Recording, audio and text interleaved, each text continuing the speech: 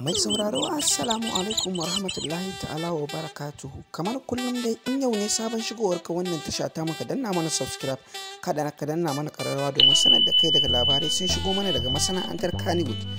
Mai sauraro kowa dai ya san Rahama Sadau fitacciyar jaruma ce a masana'antar Kannywood kuma ta daɗe tana sharafinta a cikin wannan masana'antar.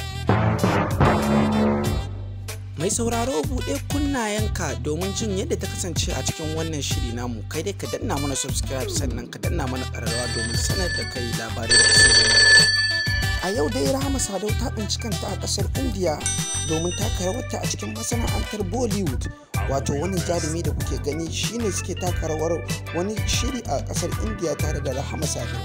Abin ya girgiza masana'antar Kannywood gaba ɗaya domin tun da ake ba taɓa samun jarumi wanda ya tafi masana'antar Bollywood ba.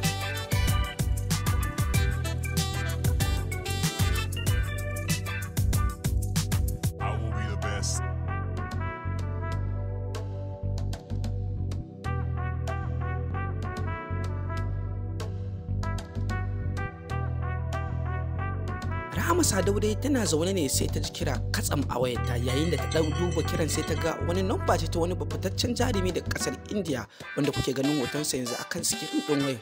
Tana ɗagawa sai yake gaya mata cewar ta zo da gaggawa, suna neman ta domin shirya wani gagarumin shiri na Bollywood.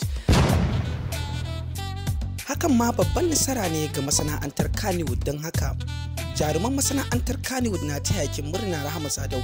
Allah ya taya riko, Ubangiji Allah ya ba kowa nasara akan aikinsa. Ku danna mana subscribe kana ku danna mana ƙararrawa. Hausa TV 24 hours.